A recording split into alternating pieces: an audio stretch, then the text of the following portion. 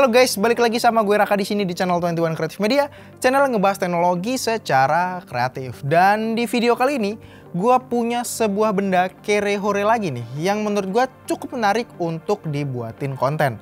Dan benda kali ini yang gue punya adalah sebuah prosesor yang harganya itu bener-bener murah banget, tapi memiliki spesifikasi yang menurut gue ya cukup lumayan untuk kaum kere-hore. Karena kita juga udah lama banget kan nggak bikinin konten tentang komponen-komponen kere-hore. Nah kalau gitu langsung aja kita kenalan dengan prosesornya. Dan ini adalah prosesor Intel Xeon X3450. Sebuah prosesor dari Intel yang memiliki 4 core dan juga 8 thread. Jadi sebenarnya prosesor ini juga bisa dibilang udah ketinggalan zaman ya, karena prosesor ini rilis pada tahun 2009. Jadi saat ini bisa dibilang prosesor ini udah umurnya itu mencapai 12 tahun. Dan yang menarik dari prosesor ini adalah harganya, karena kalian bisa menemukan prosesor ini di toko-toko seperti contohnya Tokopedia, itu harganya cuma sekitar 200 ribuan aja. Bayangin sebuah prosesor yang punya spesifikasi 4 core 8 thread tapi harganya cuma 200 ribuan aja kayak gini. Nah karena harga yang menarik itu, gue akhirnya memutuskan untuk membeli satu prosesor ini. Dan nanti kita akan lihat gimana sih performa prosesor yang cukup jadul, rilisnya tahun 2009 dengan harga yang cuma 200 ribuan kali ini. Nah tapi sebelumnya kita akan kenalan dulu dengan histori dari prosesor kali ini. Dan mungkin kalian itu sering banget ngedenger dari Intel itu ada prosesor Intel Pentium, Intel Core i3, Core i5, Core i7 dan semacamnya ya. Tapi tentang Intel Xeon mungkin beberapa dari kalian udah tahu, atau mungkin ada yang baru denger-denger doang tapi nggak tahu sebenarnya Intel Xeon itu apa. Nah jadi Intel Xeon ini adalah sebuah prosesor yang ditujukan sebagai sebuah prosesor workstation dan juga server kelas menengah ke atas. Prosesor ini sebenarnya nggak terlalu berbeda jauh ya dengan prosesor Intel Core pada umumnya. Tapi dengan perbedaan beberapa dukungan konfigurasi yang lebih luas, mulai dari dukungan penggunaan memori yang lebih besar, mendukung multiprosesor dalam satu sistem, memiliki jumlah core yang lebih banyak, dan juga memiliki PCIe lane yang lebih banyak. Dan kemudian kenapa kita bisa menemukan banyak banget prosesor Intel Xeon seperti ini yang jadul di pasaran dengan harga yang cukup murah? Jawabannya itu simple. Karena beberapa pengguna atau mungkin perusahaan-perusahaan yang memiliki server dalam jumlah yang banyak, yang tadinya mereka itu menggunakan prosesor Intel Xeon seperti ini, mereka udah melakukan upgrade ke prosesor Intel Xeon yang lebih baru ya generasinya. Jadi prosesor Intel Xeon yang lama seperti ini tuh mereka udah nggak gunakan lagi karena mereka udah upgrade dengan alasan mungkin untuk mendapatkan fitur-fitur yang lebih baru, mendapatkan dukungan keamanan yang lebih baru, performa yang lebih kencang, kompatibilitas yang lebih luas lagi, dan juga tentunya efisiensi. Dan oleh karena itu pada akhirnya prosesor-prosesor Intel jadul seperti ini itu udah nggak mereka gunakan lagi, dan pada akhirnya mereka jual di pasaran dengan harga yang relatif murah. Dan kalian bisa menemukan prosesor-prosesor Intel jadul seperti ini mulai dari harga yang cukup beragam, mulai dari 80 ribuan sampai dengan harga jutaan dengan spesifikasi yang juga beragam. Dan lanjut bahas ke prosesor Intel Xeon X3450 kali ini ya. Yang ini merupakan prosesor Intel dengan arsitektur yang memiliki codename Linfield, yang itu sama dengan prosesor Intel Core i7 generasi pertama. Memiliki 4 core dan juga 8 thread dengan base clock di 2,6 GHz dan turbo di 3,2 GHz. Sudah menggunakan memori DDR3 dengan platform yang menurut gue cukup jarang, yaitu masih menggunakan soket LGA 1156. Dan gue membeli prosesor ini hanya dengan harga 240.000 aja di Tokopedia. Cukup terjangkau kan? Dan karena prosesor ini menggunakan soket LGA 1156, maka kita juga akan menggunakan motherboard yang menggunakan soket LGA 1156. Yang itu juga motherboardnya itu udah cukup terjangkau banget. Kalian bisa temukan di Tokopedia dengan harga yang cuma 300 ribuan juga. Tapi untuk pengetesan kali ini gue akan menggunakan motherboard dari Asus, yaitu Asus P7 P55DE LX. Namanya cukup panjang banget ya. Tapi ini merupakan sebuah motherboard yang bisa dibilang sebuah motherboard yang cukup high end untuk sebuah prosesor dengan soket LGA 1156. Jadi kita bisa memaksimalkan performa dari prosesor Intel Xeon X3450 kali ini. Karena motherboard kali ini udah mendukung overclocking. Jadi nanti kita akan coba overclock prosesor Intel Xeon seharga 250 ribuan kali ini. Dan kalau gitu kita akan langsung aja nyobain gimana performa dari prosesor Intel Xeon X3450 ini dalam ngejalanin beberapa game-game kekinian. Dan juga kita nanti juga akan coba benchmark sintetis untuk dapetin skor dari performa prosesor kali ini. Tapi karena prosesor ini dia nggak memiliki IGP atau GPU di dalam prosesornya, dan juga motherboard kali ini dia bahkan nggak memiliki video output sama sekali ya di bagian belakangnya.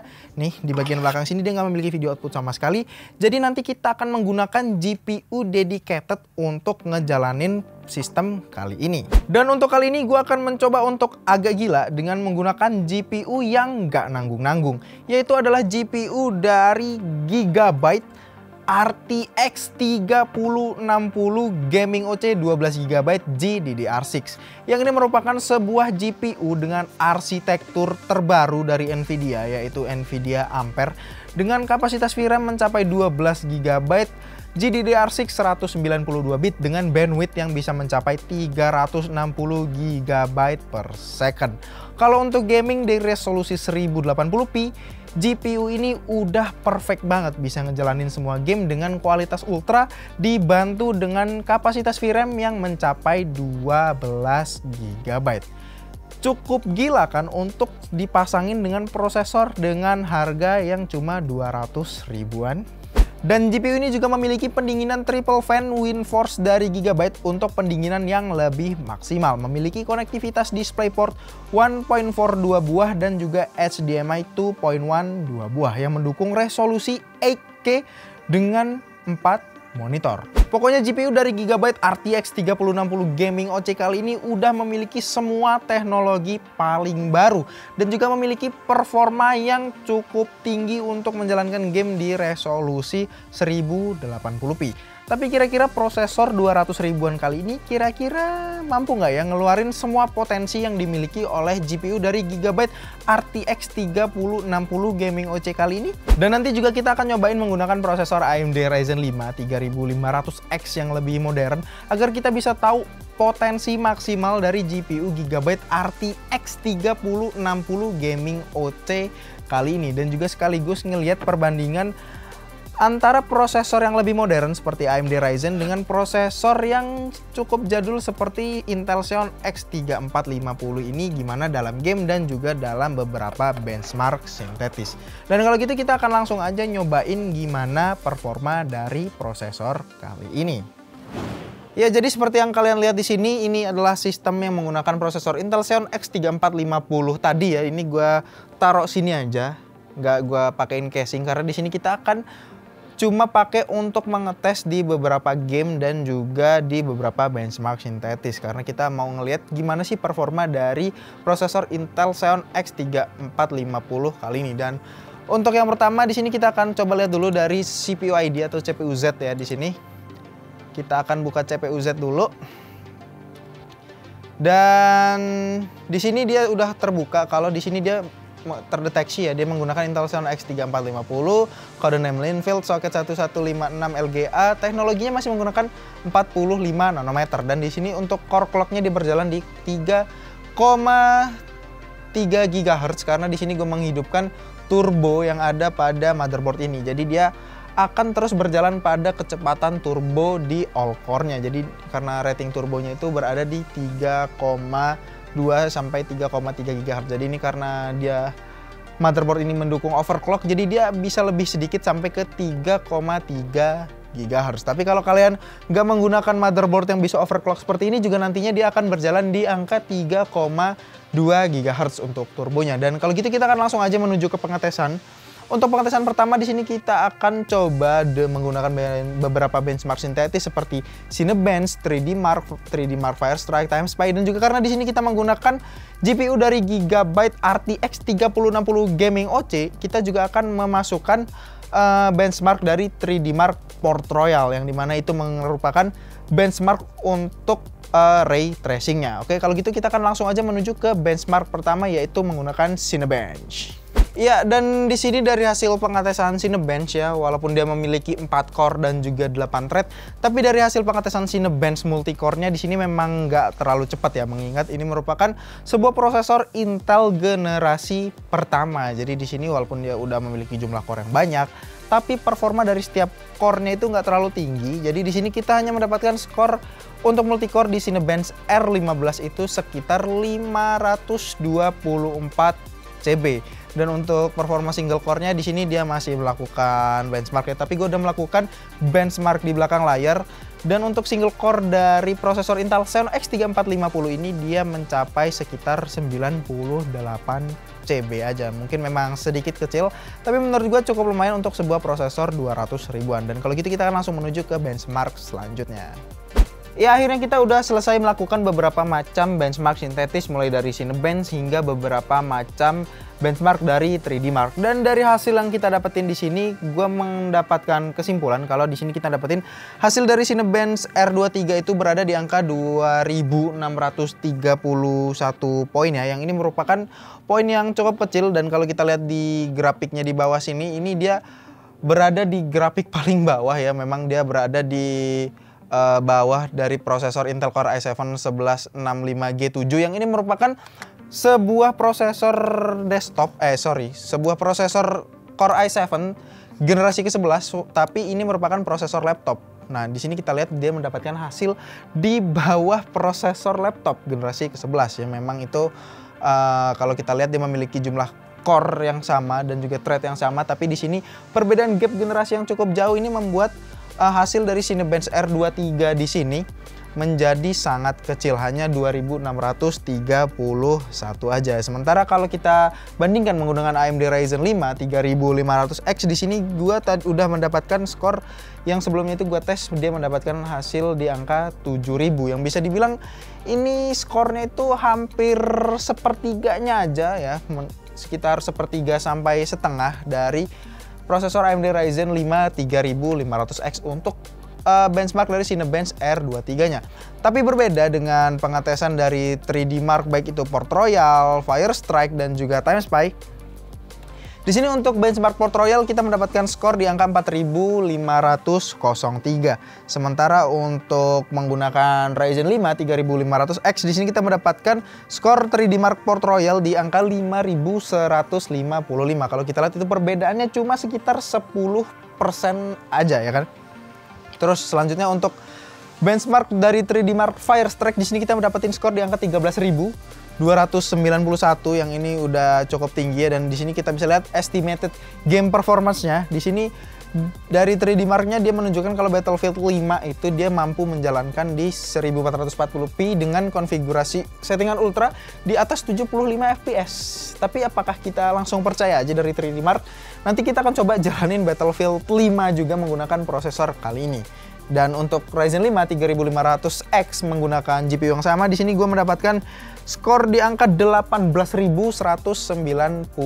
Jadi perbedaan skornya itu ada di 5.000 poin ya, atau sekitar 20%-an kalau dibandingkan dengan si Intel Xeon X3450 kali ini. Dan terakhir di sini untuk pengetesan 3D Mark TimeSpy yang di sini menggunakan API DirectX 12, di sini dia mendapatkan skor di angka 6509. Sementara untuk prosesor AMD Ryzen 5 3500X yang sama-sama menggunakan GPU dari Gigabyte GeForce RTX 3060 Gaming OC, di sini dia mendapatkan skor di angka 8000 poin. Jadi di sini perbedaannya sekitar 1.500 poin ya, sama seperti skor-skor sebelumnya. Perbedaannya itu hanya sekitar 10 sampai dengan 30% aja untuk pada benchmark 3D Mark kali ini. Dan setelah semua benchmark sintetis kita jalanin, kita akan langsung aja nyobain beberapa game-game kekinian ya. Ada mulai dari Valorant, Apex Legends, Battlefield 5, CSGO, dan yang terakhir itu adalah Need for Speed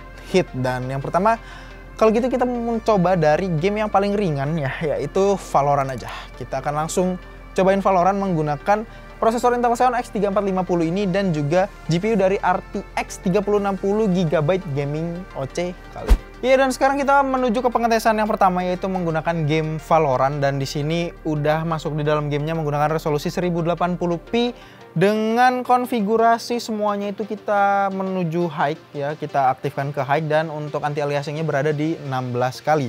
Dan kalau kita lihat di sini FPS-nya itu sangat tinggi ya, berada di sekitaran 113 sampai dengan 130 fps. Dan untuk CPU dan GPU usage-nya di sini, CPU usage-nya berada di angka 30-an, dan untuk GPU usage-nya berada di 35 ya. Kalau kita lihat di sini dia cukup seimbang di sini dan menghasilkan FPS yang cukup tinggi. Jadi di sini kita ngelihat nggak ada bottleneck pada prosesor dan juga GPU pada game kali ini ya.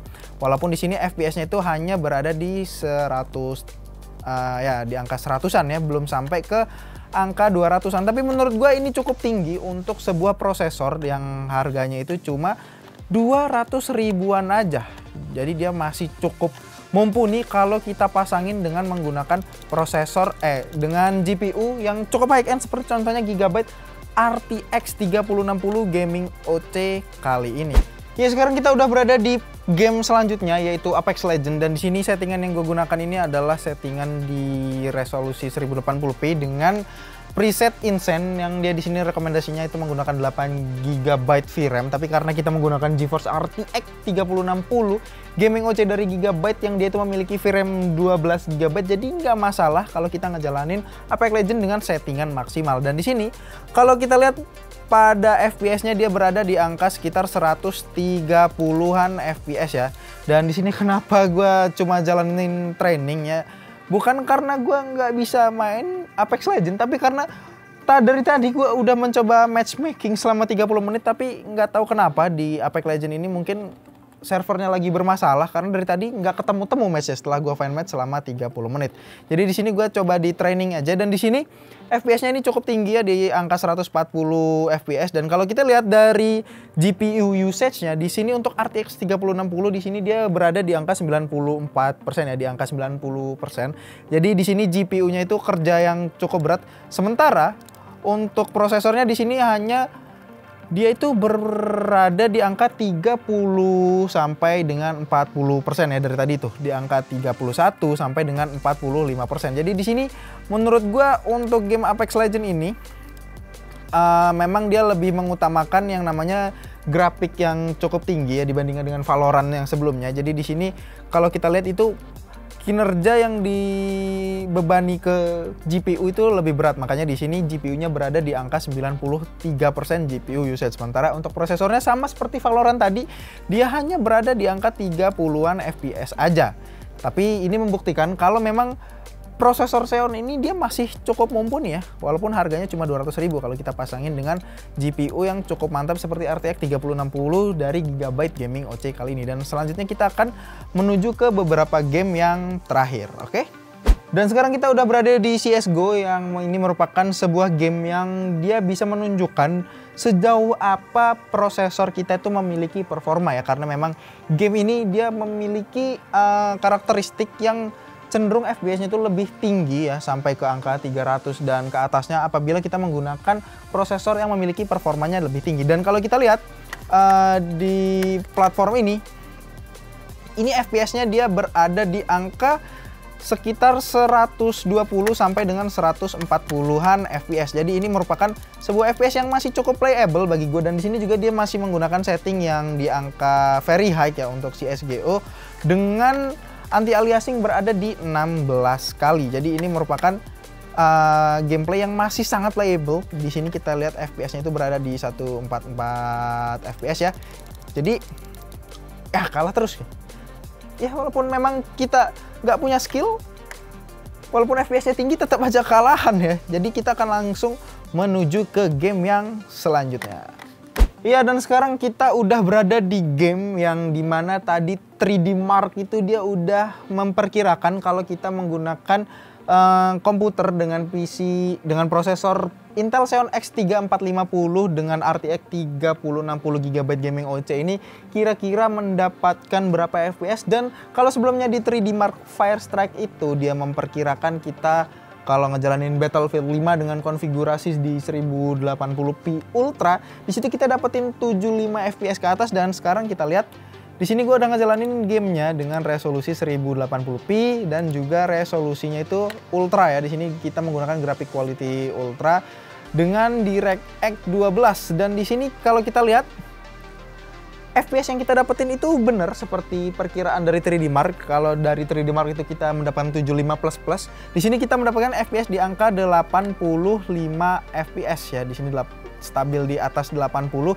Tapi nih, kalau kita lihat dari penggunaan CPU dan juga GPU-nya, di sini kita dapetin GPU usage di angka 99% ya, karena di sini menggunakan resolusi 1080p dengan konfigurasi grafiknya itu ultra. Jadi di sini GPU-nya bekerja sangat keras dan kalau kita lihat CPU-nya juga di sini dia mengalami CPU usage di angka 100%. Jadi memang untuk game Battlefield 5 ini ternyata game yang paling berat ya yang kita mainkan dari beberapa game-game sebelumnya. Jadi di sini keduanya itu dia mengalami full usage. Jadi dia 100% CPU usage dan juga GPU usage. Tapi di sini walaupun dua-duanya itu mengalami 100% usage, tapi di sini FPS-nya masih cukup tinggi, yang itu masih sangat playable di sini karena di sini FPS-nya di atas 60 ya, karena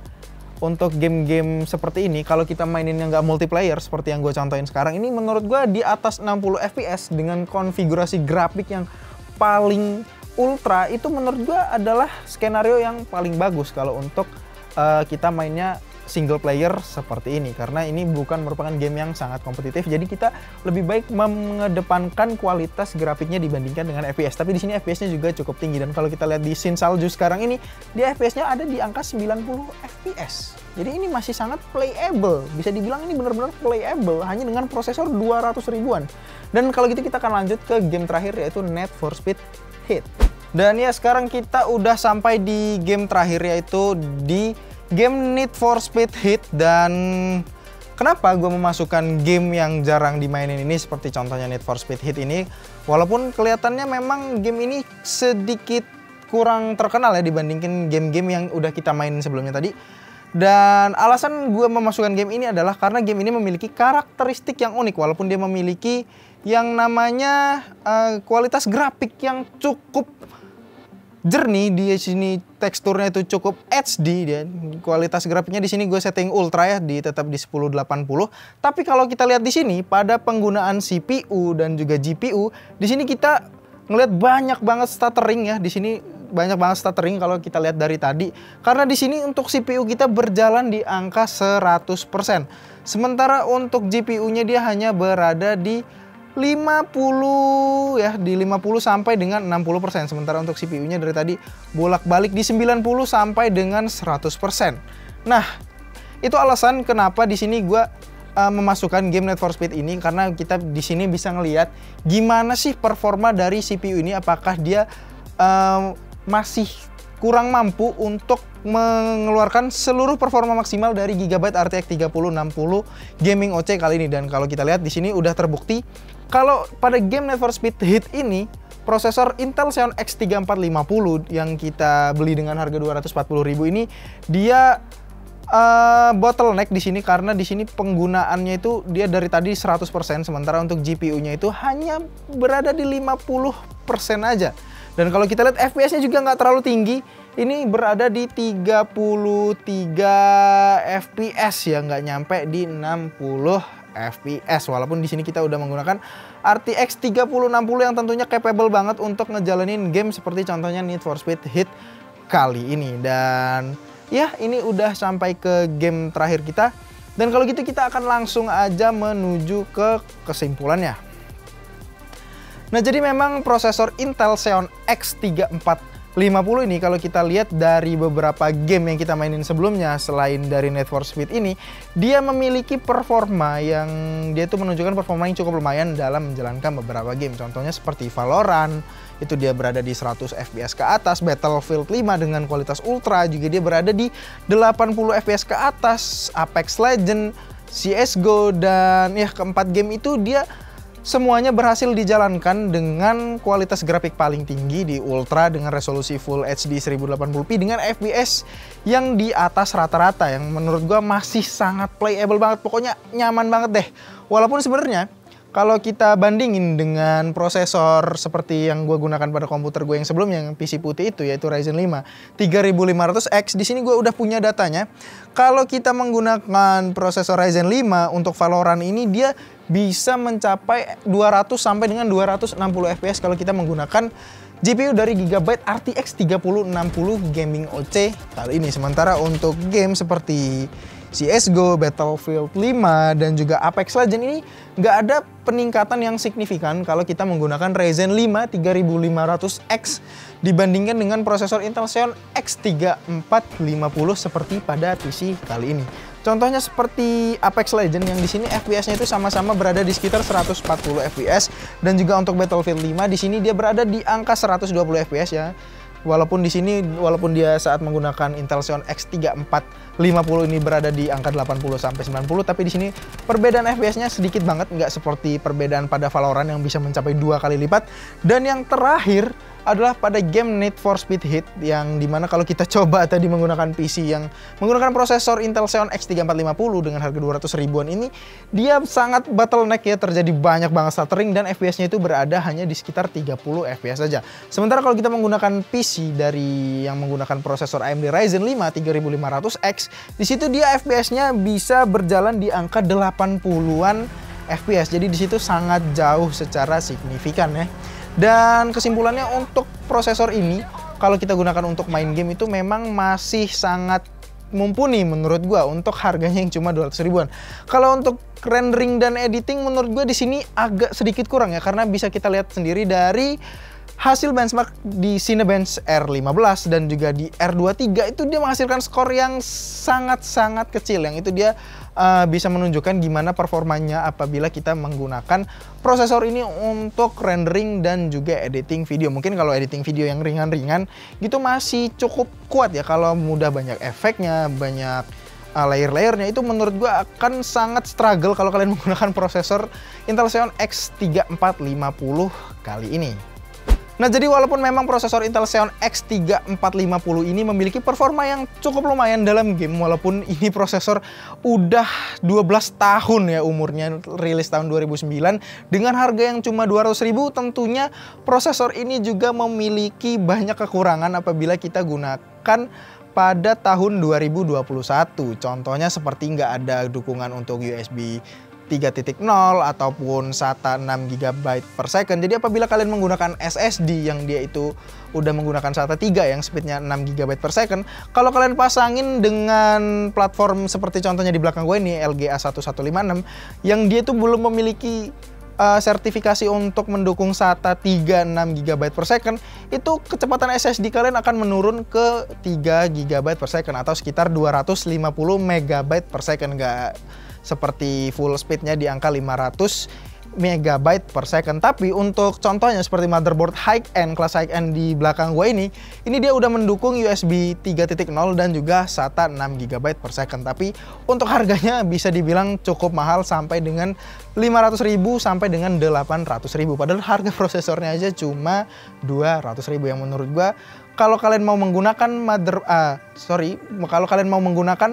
prosesor Intel Xeon X3450 kali ini, kalian nggak harus menggunakan motherboard yang cukup high end seperti yang ada di belakang gua. Kalian cukup menggunakan motherboard LG A1156 yang basic-basic aja, karena di situ sama aja performanya, nggak terlalu berbeda jauh seperti ini. Karena kalau kalian menggunakan motherboard seperti yang gue pakai di belakang gue ini, kalian itu cuma mendapetin kelebihan seperti USB 3 dan juga SATA 6. Dan apalagi karena ini merupakan sebuah prosesor yang rilis tahun 2009, SATA 6 aja nggak punya, apalagi kalian menggunakan NVMe. Itu sama sekali nggak bisa menggunakan NVMe. Walaupun kalian udah menggunakan adapter untuk PCIe ke NVMe, kalian tetap nggak akan bisa booting dari NVMe menggunakan platform kali ini. Dan kalau kita lihat dari penggunaan platform Intel Xeon X3450 dipasangin dengan RTX 3060 dari Gigabyte Gaming OC ini, memang dia masih sangat mumpuni untuk menjalani game-game kekinian seperti contohnya Valorant dan juga Apex Legends. Dengan harga prosesor 200.000 kalian udah bisa ngejalanin game-game kekinian dengan FPS di angka 100 ke atas dengan resolusi 1080p di kualitas setting ultra, tentunya terbantu dengan Gigabyte RTX 3060 Gaming OC 12GB kali ini. So, jadi kesimpulannya, apakah prosesor Intel Xeon X3450 ini worth it untuk kalian beli dengan harga 240.000?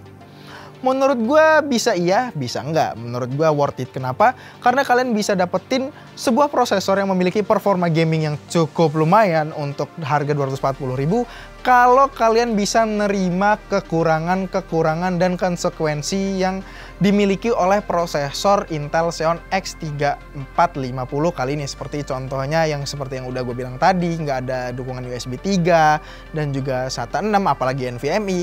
Terus juga untuk prosesor seperti ini dia memiliki TDP di angka 95 watt, yang itu menurut gua cukup kurang efisien ya, karena memang ini sebuah teknologi 12 tahun yang lalu, jadi kalian nggak bisa terlalu berharap banyak seperti prosesor Ryzen 5 3500X yang sebelumnya gue bandingkan. Itu dia TDP-nya hanya 65 watt, lebih hemat dibandingkan dengan prosesor Intel Xeon ini, tapi performanya jauh lebih tinggi.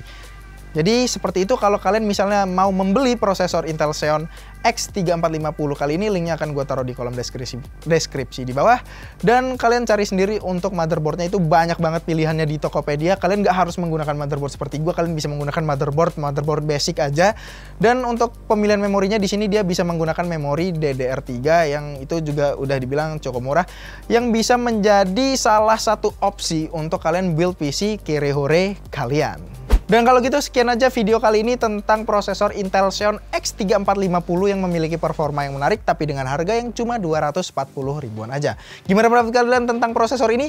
Tulis di kolom komentar di bawah. Dan juga terima kasih banget kepada Gigabyte Indonesia yang udah ngirimin kita GPU yang sangat mantap kali ini, Gigabyte RTX 3060 Gaming OC 12GB kali ini. Karena kalau kita lihat sendiri, dengan GPU yang memiliki 12GB VRAM dengan teknologi yang paling baru dari Nvidia kali ini, sebuah prosesor dengan harga 200 ribuan yang ada di belakang gue ini, yang itu merupakan teknologi 12 tahun yang lalu, masih bisa hidup kembali, masih bisa menjalankan game-game kekinian dengan resolusi ultra di atas 100 FPS dengan menggunakan Gigabyte RTX 3060 Gaming OC kali ini. Kalau gitu sekian aja video dari gue kali ini. Jangan lupa untuk like, komen, dan subscribe. Sampai ketemu di video selanjutnya. Gue Raka pamit undur diri.